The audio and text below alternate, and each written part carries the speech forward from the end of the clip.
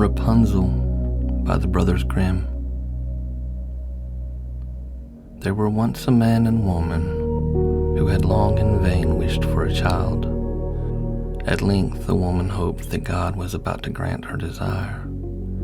These people had a little window at the back of their house from which a splendid garden could be seen, which was full of the most beautiful flowers and herbs. It was, however, surrounded by a high wall, and no one dared to go into it because it belonged to an enchantress who had great power and was dreaded by all the world.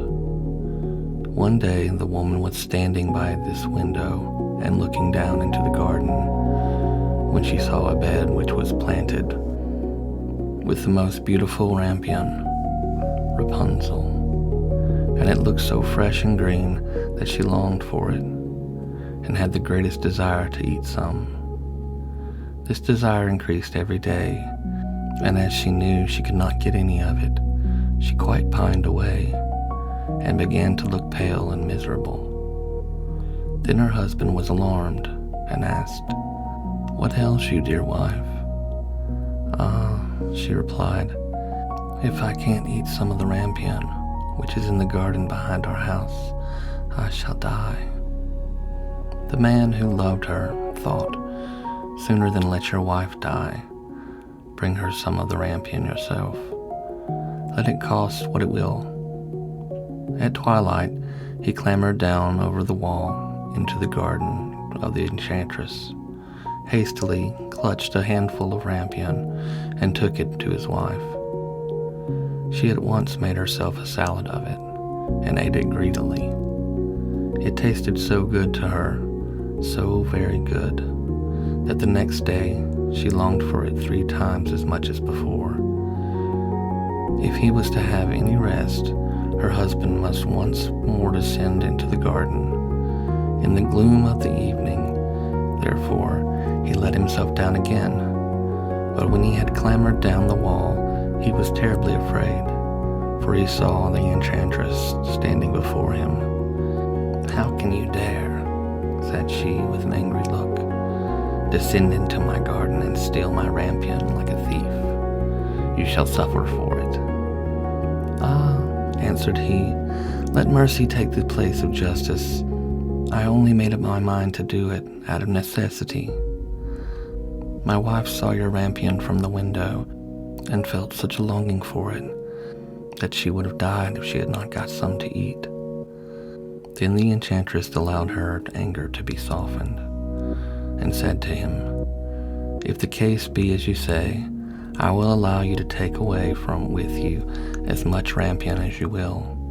Only I make one condition. You must give me the child which your wife will bring into the world. It shall be well treated, and I will care for it like a mother." The man in his terror consented to everything, and when the woman was brought to bed, the enchantress appeared at once, gave the child the name Rapunzel, and took it away with her. Rapunzel grew into the most beautiful child under the sun. When she was 12 years old, the enchantress shut her into a tower, which lay in the forest, and had neither stairs nor door, but quite at the top was a little window. When the enchantress wanted to go in, she placed herself beneath it and cried, "Rapunzel, Rapunzel, let down your hair to me." Rapunzel had magnificent long hair, fine as spun gold, and when she heard the voice of the enchantress, she unfastened her braided tresses, wound them round one of the hooks of the window above, and then the hair fell 20 ells down, and the enchantress climbed up by it. After a year or 2, it came to pass that the king's son rode through the forest and passed by the tower. Then he heard a song, which was so charming that he stood still and listened. This was Rapunzel, who in her solitude passed her time by letting her sweet voice resound. The king's son wanted to climb up to her, and looked for the door to the tower, but none was to be found. He rode home, but the singing had so deeply touched his heart that every day he went out into the forest and listened to it. Once, when he was thus standing behind a tree, he saw that an enchantress came there, and he heard how she cried, "Rapunzel, Rapunzel, let down your hair." Then Rapunzel let down the braids of her hair, and the enchantress climbed up to her. "If that is the ladder by which one mounts, I too will try my fortune," said he. And the next day, when it began to grow dark, he went to the tower and cried, "Rapunzel, Rapunzel, let down your hair." Immediately, the hair fell down, and the king's son climbed up. At first, Rapunzel was terribly frightened when a man such as her eyes had never yet beheld came to her. But the king's son began to talk to her quite like a friend, and told her that his heart had been so stirred that it had let him have no rest, and he had been forced to see her. Then Rapunzel lost her fear, and when he asked her if she would take him for her husband, and saw that he was young and handsome, she thought, "He will love me more than the old Dame Gothel does." And she said yes, and laid her hand on his. She said, "I will willingly go away with you, but I do not know how to get down. Bring with you a skein of silk every time that you come, and I will weave a ladder with it. And when that is ready, I will descend, and you will take me on your horse." They agreed that until that time he should come to her every evening, for the old woman came by day. The enchantress remarked nothing of this, until once Rapunzel said to her, "Tell me, Dame Gothel, how it happens that you are so much heavier for me to draw up than the young king's son. He is with me in a moment." "Ah, you wicked child," cried the enchantress. "What do I hear you say? I thought I had separated you from all the world, and yet you have deceived me." In her anger, she clutched Rapunzel's beautiful tresses, wrapped them twice around her left hand, seized a pair of scissors with her right, and snip, snap, they were cut off, and the lovely braids lay on the ground.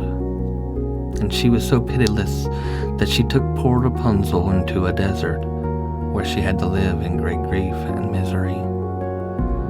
On the same day that she had cast Rapunzel, however, the enchantress fastened the braids of hair which she had cut off to the hook in the window, and when the king's son came and cried, "Rapunzel, Rapunzel, let down your hair," she let the hair down. The king's son ascended, but instead of finding his dearest Rapunzel, he found the enchantress, who gazed at him with wicked and venomous looks. "Aha!" she cried mockingly. "You would fetch your dearest, but the beautiful bird sits no longer singing in the nest. The cat has got you, and will scratch out your eyes as well. Rapunzel is lost to you. You will never see her again." The king's son was beside himself with pain, and in his despair he leapt from the tower. He escaped with his life, but the thorns into which he fell pierced his eyes. Then he wandered quite blind about the forest, ate nothing but roots and berries, and did naught but lament and weep over the loss of his dearest wife. Thus he roamed about in misery for some years, and at length came to the desert where Rapunzel, with the twins she had given birth, a boy and a girl, lived in wretchedness. He heard a voice, and it seemed so familiar to him that he went toward it. And when he approached, Rapunzel knew him, and fell on his neck and wept. 2 of her tears wetted his eyes, and they grew clear again, and he could see with them as before. He led her to his kingdom, where he was joyfully received, and they lived for a long time afterward, happy and contented.